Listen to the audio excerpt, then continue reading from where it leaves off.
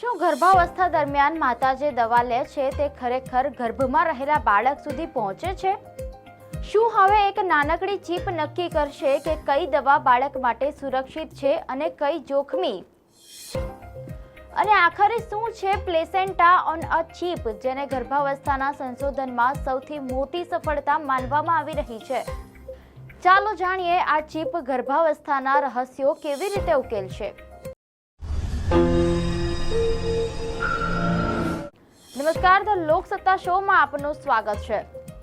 ગર્ભાવસ્થા દરેક માતા માટે જીવનનો સૌથી ખાસ સમય, પરંતુ આ સમય સાથે એક મોટો સવાલ પણ જોડાયેલો હોય છે. કલ્પના કરો, એક સગર્ભા મહિલા બીમાર પડે છે.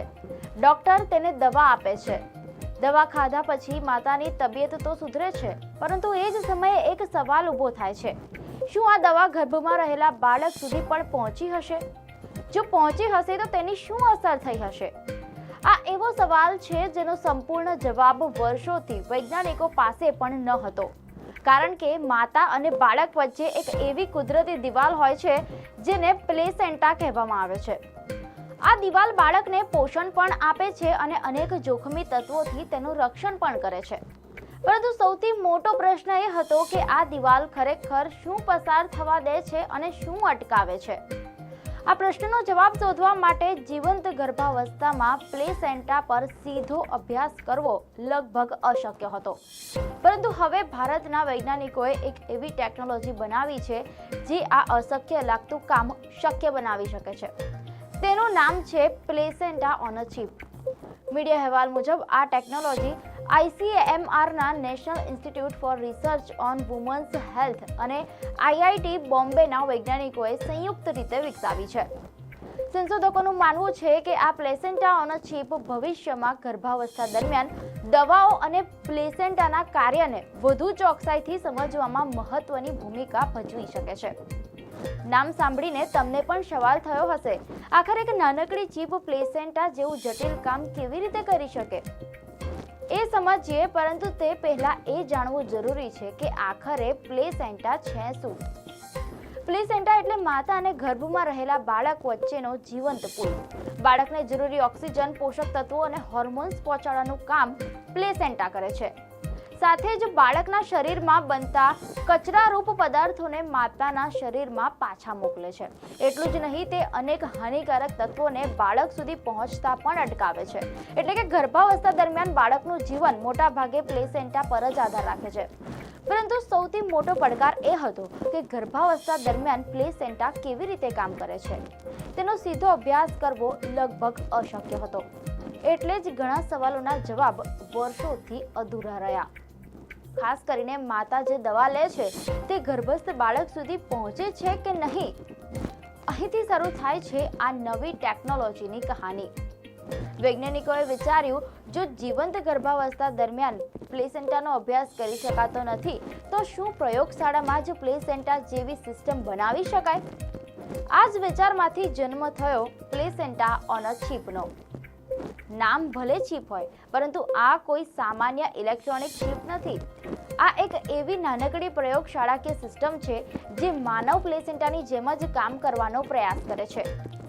સરળ ભાષામાં સમજીએ તો વૈજ્ઞાનિકોએ એક નાનકડું મોડેલ બનાવ્યું છે, જેમાં એક બાજુ માતાના શરીર જેવી સ્થિતિ ઊભી કરવામાં આવે છે અને બીજી બાજુ ગર્ભસ્થ બાળક જેવી.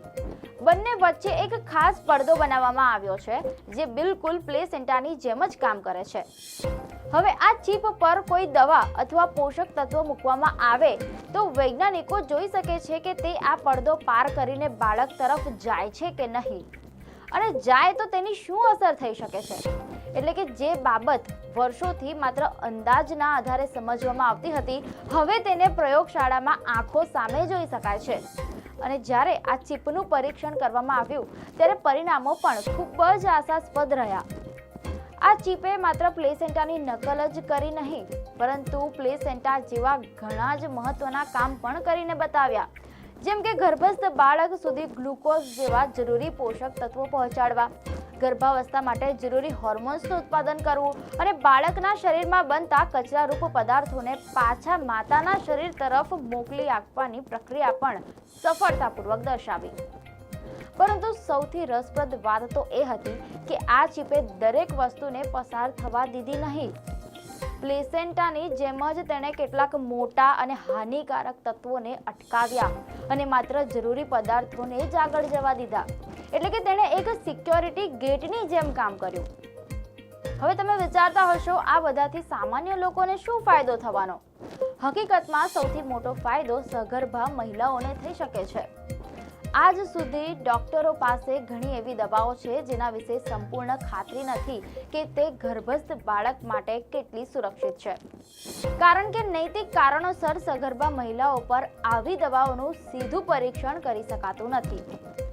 અત્યાર સુધી તેના માટે મોટા ભાગે પ્રાણીઓ પર પરીક્ષણ કરવામાં આવતા હતા. પરંતુ સમસ્યા એ છે કે પ્રાણીઓના પ્લેસેન્ટા અને માનવ પ્લેસેન્ટા એક સરખા નથી. એટલે ત્યાં મળેલા પરિણામો હંમેશા માણસ માટે સાચા નીકળે તે જરૂરી નથી. પરંતુ હવે આ નવી ચીપ વૈજ્ઞાનિકોને વધુ વિશ્વસનીય માહિતી આપી શકે છે. આ ચીપની મદદથી જાણી શકાશે કે કોઈ દવા ખરેખર પ્લેસેન્ટોને પાર કરીને બાળક સુધી પહોંચે છે કે નહીં, અને જો પહોંચે છે તો તેની શું અસર થઈ શકે છે. માત્ર દવાઓ જ નહીં, જો કોઈ સગર્ભા મહિલાને ડાયાબિટીસ હોય અથવા તો પ્રી એક્લેમ્સિયા જેવી ગંભીર સમસ્યા હોય તો તે જ સમયે પ્લેસેન્ટામાં શું ફેરફાર થાય છે અને તેની અસર બાળક પર કેવી રીતે પડે છે તે પણ આ ચીપની મદદથી વધુ સારી રીતે સમજી શકાશે. આટલું જ નહીં, ભવિષ્યમાં ચેપ, પોષણની ઉણપ અને પ્રદૂષણ જેવી પરિસ્થિતિઓ પ્લેસેન્ટાને કેવી અસર કરે છે તેનો અભ્યાસ પણ આ ટેકનોલોજી દ્વારા શક્ય બની શકે છે. જો કે સંશોધકોએ એક વાત સ્પષ્ટ કરી છે કે તેઓ એવો દાવો નથી કરતા કે આ ચીપ આજથી જ પ્રાણીઓ પરના પરીક્ષણો અથવા ક્લિનિકલ ટ્રાયલનું સ્થાન લઈ લેશે. પરંતુ હા, આ ટેકનોલોજી વૈજ્ઞાનિકોને પહેલા કરતાં વધુ ચોક્કસ અને માનવ શરીર સાથે જોડાયેલી માહિતી આપી શકે છે, જેના કારણે ભવિષ્યમાં વધુ સુરક્ષિત દવાઓ અને વધુ સારી સારવાર વિકસાવવામાં મોટી મદદ મળી શકે છે. એટલે કે આ એક નાનકડી ચીપ જે કદમાં ભલે નાની હોય પરંતુ ભવિષ્યમાં લાખો માતાઓ અને ગર્ભસ્થ બાળકોના આરોગ્ય માટે ખૂબ મોટું પરિવર્તન લાવી શકે છે. દર્શક મિત્રો, જો તમને આ માહિતી ઉપયોગી લાગી હોય તો વિડીયોને લાઈક કરો, શેર કરો અને આવી જ રસપ્રદ માહિતી માટે અમારી ચેનલને સબસ્ક્રાઇબ કરવાનું ભૂલતા નહીં.